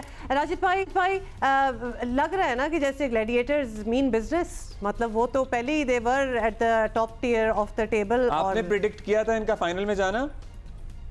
नहीं, अभी तक नहीं किया था, आज करेंगे। अब सारे ही करेंगे। इस्लामाबाद यूनाइटेड रनिंग चैंपियन और बहुत ही अच्छा शुरू के मैचेस खेली, 5 मैचेस जो लगातार जीते, तो ऐसे ही लग रहा था ये टीम फाइनल में जाने वाली है। लेकिन 4 मैचेस लगातार हारी और एक मैच बहुत अच्छा जीती अगेंस्ट कराची किंग्स और प्लेज ऑफ में, मतलब इसमें आ गए ये लोग। और कोयटा शुरू के मैचेस, एक मैच जिस तरह से खेला उन्होंने, उसके बाद 2-3 मैचेस ये हारे, लेकिन जब जीतना शुरू किया तो फिर जीते ही चले गए। इनके लोकल, मतलब मोहम्मद आमिर हैं या सऊद शकील है या अबरार है, तो बहुत अच्छा परफॉर्म किया और बहुत ही कैलकुलेटेड क्रिकेट खेली है इन्होंने थ्रू आउट। हालांकि इनके कुछ प्लेयर मिसिंग थे और जिस तरह से फाइट बैक किए इन्होंने, बहुत ही अच्छा। कल का जो मैच था, इन्होंने प्लान अच्छा था, टॉस जीत के बैटिंग की इन्होंने और शुरू के 6 ओवर में 70 रन थे। इनके 3 आउट हो गए थे, लेकिन 70 रन थे। फिर विकेट्स इनकी गिरती गई। लेकिन चंडीमल जो कि बहुत कम आपको नजर आते हैं T20 या वर्ल्ड वाइड T20 खेलते हुए, बहुत अच्छे टेक्निकल, बड़े अच्छे प्लेयर हैं। और फहीम अशरफ जो कि इस साल बहुत ही अच्छा परफॉर्म कर रहे हैं, इनको सेलेक्ट भी किया गया T20 में। अगर हम बात करें फ़हीम अशरफ की, तो 2021 हो या 22 हो या 24 हो, वर्ल्ड कप हो, T20 के, ये स्पेशलिस्ट T20 के, इनको सिलेक्ट ही नहीं किया गया और इनको वनडे में और टेस्ट मैचेस में खिलाते रहे। शायद रॉन्ग फॉर्मेट था इनके लिए और हमेशा से ये मेरे ख्याल से काफ़ी विकेट्स हैं PSL में, नगर 9वां सीजन है इनका, तो बहुत ही परफॉर्म किया कोयटा के लिए इन्होंने और जाहिर तो उनकी जीत में अहम किरदार अदा किया। अच्छा, आप ये कह रहे हैं कि आपको लग रहा था कि इस्लामाबाद यूनाइटेड चली जाएगी आगे, लेकिन याहिया की मुझे कॉन्वर्सेशन अब तक याद है और याहिया ने मुझे कहा था और हमें कहा था इसी प्रोग्राम में कि इस्लामाबाद यूनाइटेड नहीं जाएगी। शुरू के मैचेस जो उन्होंने जीत लिए, उसके बाद आप देखिएगा कि उनके साथ क्या होती है और फिर हो गई जी आया, मतलब कोयटा पहुंच गई। और मैं ये बताऊं अब्दुल्ला आपको कि 1 महीने से पाकिस्तान सुपर लीग में इस कोयटा ग्लैडिएटर जो है वो नाकाबिले शिकस्त है। आखिरी 8 मैचों में वो 7 मैच जीते हैं, 1 मैच उनका बारिश की वजह से नहीं मुकम्मल हो सका। और कोयटा ग्लैडिएटर और इस्लामाबाद के दरमियान जो लाहौर में 4 मैच हुए हैं, चारों में नाकामी का सामना करना पड़ा है इस्लामाबाद यूनाइटेड को। और आपको शुरू से क्यों लगता था कि इस्लामाबाद सिर्फ पिंडी में जीत रही है और उसके बाद जो है वो ट्रैक से हट जाएंगे? मतलब आपने तो खैर उस वक्त कहा था उनकी कप्तानी भी एक रीजन हो सकती है, लेकिन व्हाट वर योर रीजंस जब हमें लग रहा था कि इस्लामाबाद तो जीतती चली जा रही है, आपको नहीं यकीन था इनकी परफॉर्मेंस पे? देखिए, क्रिकेट का खेल वैसे तो अब्दुल्ला टीम गेम है, लेकिन 1-2 खिलाड़ियों के ऊपर जो है वो टीम भरोसा करती है। कल के मैच में जो सबसे बुरा हुआ इस्लामाबाद यूनाइटेड के साथ कि एलेक्स हेल्स सिर्फ 2 गेंदों के मेहमान साबित हुए। साहबजादा फरहान ने रन जरूर किए, लेकिन वो जो T20 क्रिकेट की रिक्वायरमेंट है ना कि आपको अगर 200 रन चेस कर रहे हैं तो 225 के स्ट्राइक रेट से आपको बैटिंग करनी है। साहबजादा फरहान ने 150 के स्ट्राइक से बैटिंग की। फिर जो सबसे बड़ा फॉल्ट है इस्लामाबाद यूनाइटेड का वो उनकी है क़यादत। कल बहुत स्मार्ट कप्तानी की, सऊद शकील ने टॉस जीता, पहले बैटिंग करने के लिए गए, वो गलती उन्होंने नहीं की जो बाबर आजम ने पिंडी में की, जो डेविड वार्नर ने की। और पहले 4 ओवर में 15 के रन औसत के साथ बैटिंग की है कोयटा ग्लैडिएटर ने। फिर एक और बड़ी इंपॉर्टेंट चीज जो इस मैच में 113 पर 5 आउट करने के बाद आपने 200 करवा दिए और उसमें हर लिहाज से कप्तान शादाब खान की नाक़िस कप्तानी का जो है वो अमल दखल है। कल 2 स्पिनर के साथ ऑपरेट किया कोयटा ग्लैडिएटर ने और तारिक ने और अबरार ने अपने 8 ओवर में जो है सिर्फ 59 रन दिए और 4 विकेटें उन्होंने हासिल की।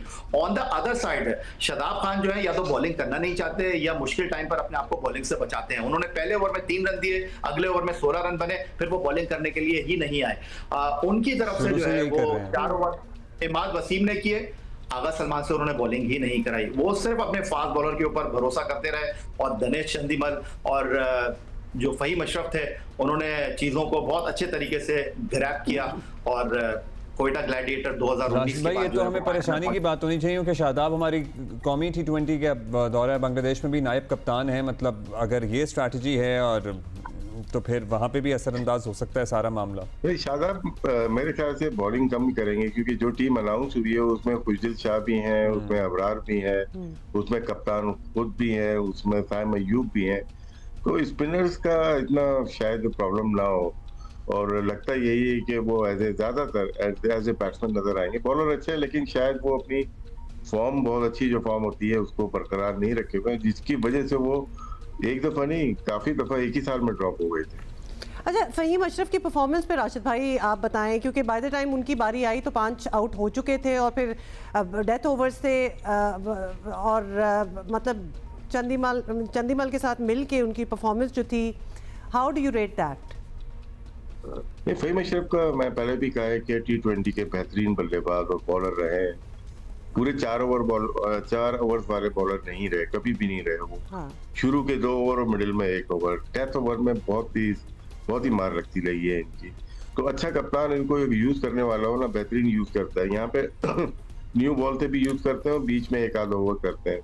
लेकिन जो बैटिंग का इनका फायदा है ना, तो पाकिस्तान में बहुत सारे प्लेयर शॉर्ट पिच पे बहुत अच्छे नहीं है और ये शायद इस वक्त पाकिस्तान के सबसे अच्छे प्लेयर है जो कि थोड़ी सी शॉर्ट ऑफ लाइन या बाउंसर होती है उसको बाहर फेंक देते हैं, या तो ऑफ साइड पे खेलते हैं या ऑन साइड पे खेलते हैं। ये दोनों तरफ खेलते हैं, एक तरफ वाले प्लेयर नहीं है कि पाँव रखा हो मिड विकेट मारा। आप इनकी बैटिंग देखिए, कट हो या ड्राइव हो, एक्स्ट्रा कवर हो, सामने स्ट्रेट हो या मिड विकेट या स्क्वायर लेग, हर जगह ये खेलने की सलाहियत रखते हैं। बस लेकिन वही क्या मैं जो अभी आपसे अर्ज किया था कि इनको 3 पिछले वर्ल्ड कप में, जहां तक मुझे याद है, ये आप करेक्ट करेंगे अगर तो मैं गलत हूँ, 3 वर्ल्ड कप में इनको सेलेक्ट नहीं किया गया, जो कि मेन जो था इंग्लैंड ऑस्ट्रेलिया वाला 2022 में जहाँ पे मोहम्मद नवाज ने लास्ट ओवर किया था, मेरे ख्याल से उस वर्ल्ड कप में सख्त जरूरत थी। अच्छा, अब आप दोनों से राय जानेंगे, आज के मैच में आपको फेवरेट कौन लग रहा है, कराची वर्सेस लाहौर इन लाहौर? लाहौर फेवरेट है, लेकिन चाहे दिल के हाल हमारा कराची के साथ ही हो गए, कराची जीते।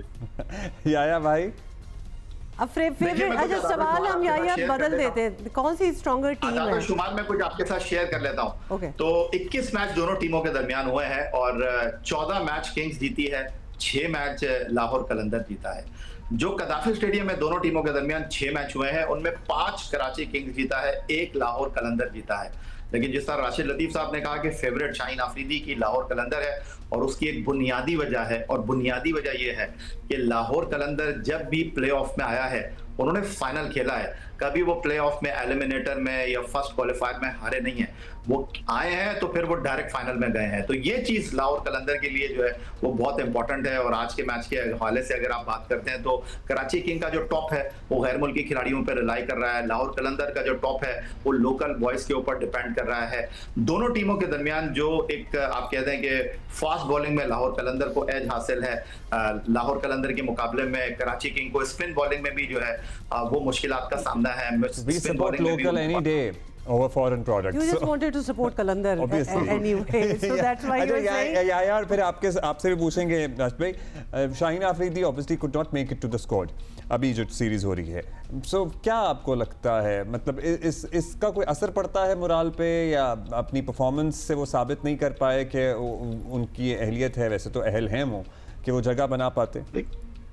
देखिए बात दरअसल ये है कि बाबर, रिजवान, शाहीन, इवन हारिस भी इनको ड्रॉप करना चाहिए। और ये जो बांग्लादेश की आपकी सीरीज है ना, बांग्लादेश की टीम गुज़िश्ता यूएई में हिस्ट्री में पहली मर्तबा यूएई से T20 सीरीज हार गई है।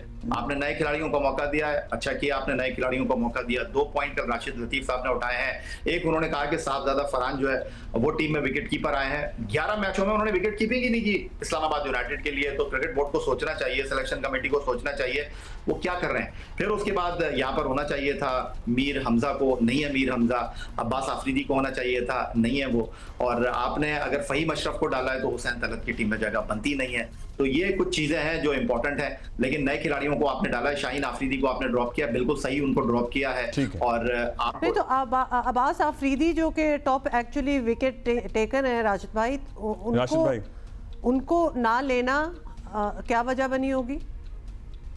देखिए, फिर आप जब एक परफॉर्मर को बाहर करते हैं तो इसका मतलब है कोई ना कोई अकोमोडेट हुआ है। तो ऐसा लगता है मोहम्मद वसीम जूनियर को अकोमोडेट किया गया है इस टीम के अंदर। और अब्बास आफरीदी परफॉर्मर है जो सबके सामने आउट कर रहे हैं। तकरीबन 70 विकेट 4 सीजन में है उनकी PSL में।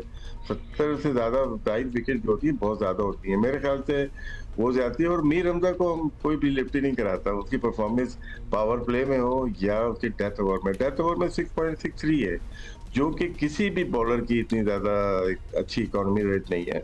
तो जब आप ट्राई कर रहे हैं तो इनको भी ट्राई, जब आप हमें बिठाना तो हम हारिस रऊफ को भी एक रेस्ट दे सकते थे। शाहीन की पावर प्ले में बहुत अच्छी बॉलिंग है, 7 विकेट्स हैं उनके, बहुत ही अच्छा उनका इकोनॉमी रेट है। तो अगर हम शाहीन को बिठा सके तो हारिस क्यों नहीं, जिनकी परफॉर्मेंस बिल्कुल भी अच्छी नहीं रही, चाहे वो पावर प्ले हो या वो डेथ ओवर हो। तो 2 प्लेयर यहाँ पे और फिर हुसैन तलत ये अकोमोडेट होते हुए नजर आ रहे हैं टीम के।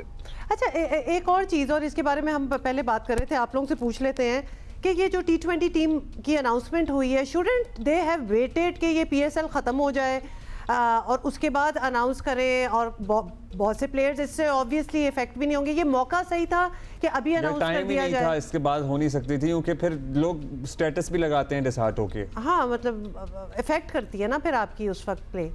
राशिद भाई? नहीं, शायद इनको पहले ही से करना पड़ता है, अरेंजमेंट करनी पड़ती है, और कर सकते थे। वजह यह है कि अभी तक हमारी मैनेजमेंट अनाउंस नहीं हुई। तो अगर मैनेजमेंट अनाउंस नहीं हुई तो फिर टीम के साथ ही कर सकते थे। शायद इन्होंने बेहतर समझा हो, जो परफॉर्मेंसेस आ गई हैं वही काफ़ी हो। बीच में ब्रेक मिला था इनको और एक मीटिंग कर ली होगी, क्योंकि लाहौर में सारी जमात है, आकिब जावेद, पूरी टीम, और माइक हैसन हो जाए, कैप्टन हो जाए, तो उन्होंने सोचा हुआ ब्रेक है तो टीम बना लेते।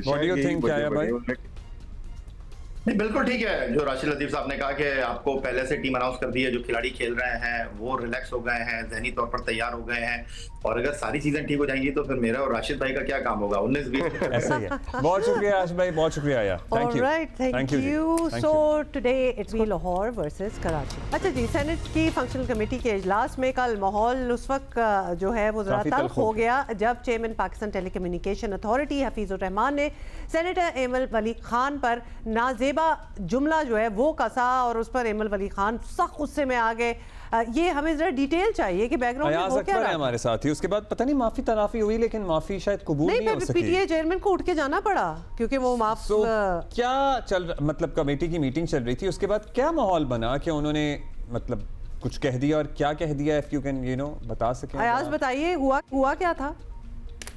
बहुत शुक्रिया। ये हुआ यही था, कल एक सेनेट की कायम कमेटी है उसका इजलास चल रहा था। कम तरक्की याफ्ता इलाके जो है उनके मुख्तलिफ इशूज होते हैं इस कमेटी के अंदर डिस्कस होते हैं, जो जहाँ पर मोबाइल फोन सिग्नल्स नहीं होते उस हवाले से चेयरमैन पीटीए को खुसूसी तौर पर बुलाया गया था, major general retired Hafizur Rahman साहब को। तो ये 3-4 एजेंडा आइटम जो है वो चल रहे थे। आगा शाहजेब दुरानी इसको चेयर कर रहे थे। तो जब कुछ एजेंडा आइटम के बाद जो अवामी नेशनल पार्टी के सरबराह एमल वली खान साहब वो उठ के बाहर चले गए, स्मोक करने गए होंगे। ऑब्वियसली लोग अक्सर जाते हैं लोग बाहर थोड़ा सा हवा भी खाने के लिए, क्योंकि बड़ा लंबा प्रोसेस होता है। जब जैसे ही वापस आए तो जो चेयरमैन पीटी हैं उन्होंने आगा शाहजेब दुरानी साहब को मुखातिब करके कहा कि लोग तो यहाँ चर्च पी के आ जाते हैं, तो मुझे भी जो है वो चर्च पीने दें और हमें भी सिगरेट दें। जिस पर पहले तो एमल वली खान साहब को समझ नहीं आई कि ये बात किस सेंस में हो रही है और क्या बात हो रही है। जब उनको ये एहसास हुआ कि ये तो काफी बिलो द बेल्ट बात की है, क्योंकि कमेटी के अंदर तमाम खवातीन मेंबर्स भी थी, मर्द मेंबर्स भी थे, कुछ मीडिया के लोग भी बैठे हुए थे, तो उनको ये फील हुआ कि शायद ये बहुत ज्यादा कोई जाती अटैक इन्होंने किया है। जिस पर उन्होंने कहा कि जी आप कौन होते हैं, एक सरकारी अफसर की क्या जरूरत है कि वो मुझसे पूछे कि मैंने चर्च पिया कि नहीं पिया। जिस पर इनके थोड़ा सा चेयरमैन पीटीए को भी लगा कि शायद मैं काफी बिलो द बेल्ट ये बात कर चुका हूं, तो उन्होंने 3-4 दफा माजरत भी की कि आई एम सॉरी।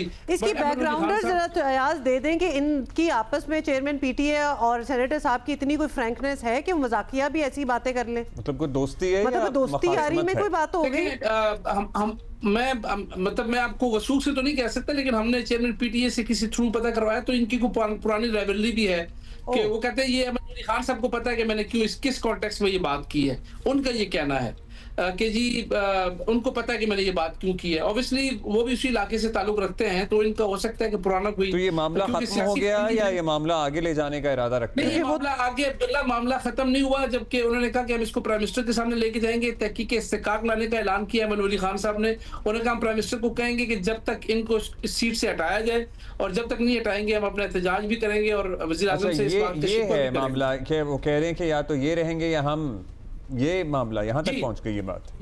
जी यहाँ तक कमेटी में उन्होंने कहा था कि या तो ये साहब होंगे या मुझे, तो फिर चेयरमैन पीटीए को उठ के जाना पड़ा। जब वो जा रहे थे तो तब भी खड़े होकर 3-4 दफा उन्होंने अपॉलॉजी किया कि जी आई एम सॉरी, मैंने तो अज़राए मजाक में ये बात की थी। तो वो एमल वली खान साहब कहते हैं कि नहीं ये टारगेटेड किस्म की बात थी, ये कोई अज़रा मजाक नहीं था। और जैसे कि मैंने आपको कहा ना कि इनकी आपस में कोई राइवलरी जरूर है, क्योंकि वो जो ज़ूमानी गुफ्तगू होती है और जिस तरीके से आप किसी को कुछ इशारों में मैसेज देना चाह रहे होते हैं, तो वो ओबियसली मुझे मेरी अपनी एक मतलब एक सोच ये है कि ये इस तरह की एक आपस में इनकी कम्युनिकेशन हुई है, जबकि इन्होंने मुखातिब दोनों ने चेयर को किया था, एक दूसरे को नहीं किया था, लेकिन एक दूसरे पे तंज इन्होंने जरूर किया। तो ये कोई ऐसा फिर उसके बाद जब ये हो गई मीटिंग फिर खत्म ही होगी, इसके बाद मजीद क्या बात होनी होगी? नहीं, मीटिंग फिर उसके बाद खत्म नहीं हुई, चेयरमैन पीटीए चले गए और फिर शाहजेब दुरानी साहब ने भी कहा कि ये काफी ज्यादा उन्होंने एक ज्यादती वाली बात की और इस पे वो जो कमेटी के मेंबरान थे वो मुत्तफिक थे कि इस हवाले से वो जो है वो अब जो एपेक्स फोरम है उस पर बात करेंगे और उनको बताएंगे कि इस किस्म की गैर संजीदा गुफ्तगू इस किस्म के फोरम के ऊपर जहाँ पर पाकिस्तान के उन इलाकों की गुफ्तगू हो रही है जो कि पहले ही खस्ता हाल है, वो कम तरक्की याफ्ता इलाके हैं, कहीं पे पानी नहीं है, मोबाइल सिग्नल नहीं है। बड़ी अफसोस की बात है कि मौका क्या था, किस बात के लिए बैठी थी और क्या बात निकल आई बीच में, मतलब खबर क्या बात बन गई बीच में से, बड़ी अफसोस की बात है। वैसे थैंक यू। मतलब जोक्स का भी एक ना होता है, दायरा होता है, उसमें जोक्स रहने दें और खासतौर पे एक पब्लिक फोरम पे, इस माहौल में बैठे क्या आप, जहाँ कैमरे भी हैं, लोगों के पास सारा कुछ है, रिकॉर्ड भी हो रहा है। Wrong on his part definitely. अच्छा, वो जिक्र कर रहे थे ना कुछ वीडियोस का, हम सोशल मीडिया पे बहुत वायरल हुई हैं, मतलब जिससे आपको सही नज़र आता है कि गज़ा में क्या हालात हैं भूख से। इस दुनिया में, आज की दुनिया में अगर भूख से कोई मर रहा हो ना तो that is a no no. एक बमबारी से मर रहे हैं, मतलब मलबे के तले आके जाने जा रही हैं, शहीद हो रहे हैं। अच्छा अब्दुल्ला, पहले देख लेते हैं ना, हमें कुछ कहने की जरूरत ही नहीं पड़ेगी। अच्छा, बच्चों और बुजुर्गों को ना एग्जेम्प्ट हो जाना चाहिए ऐसी वॉर सिचुएशंस में, उनके साथ ये ज्यादती नहीं होनी चाहिए। हम थक गए हैं, हम एग्जॉस्ट हो गए हैं, अब ये जंग बंद करा दें किसी तरह। सो यही सूरत हाल है। We'll leave it at that and we'll see you tomorrow.